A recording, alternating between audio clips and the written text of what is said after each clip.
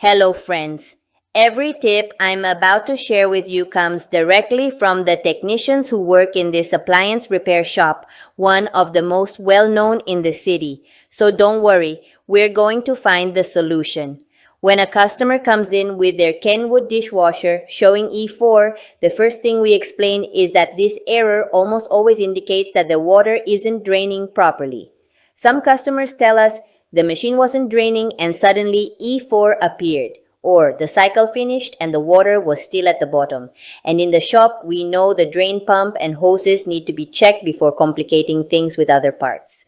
For example, in many cases, the drain pump is blocked by food debris or small items that slip through during washing.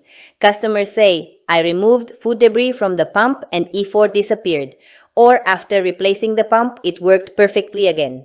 In the shop, we always say that cleaning or checking the pump is the first step because it's the most common cause of the error. However, some customers tell us the pump was clean but E4 kept appearing, which indicates there may be issues with the drain hose or the water level sensor.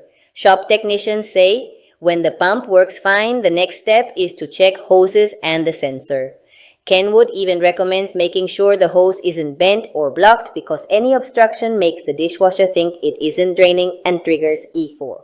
Additionally, sometimes the water inlet filter is dirty or improperly placed. Customers tell us, I cleaned the filter and straightened the hose and E4 disappeared. In the shop, we always check filters and hoses before replacing expensive parts because often that's enough to get the machine working properly again. On the other hand, some customers discover that the control board may be failing.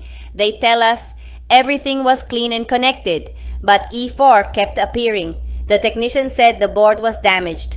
In these cases, in the shop, we explain that replacing the board is the safest way to ensure the machine works correctly and doesn't give intermittent errors again.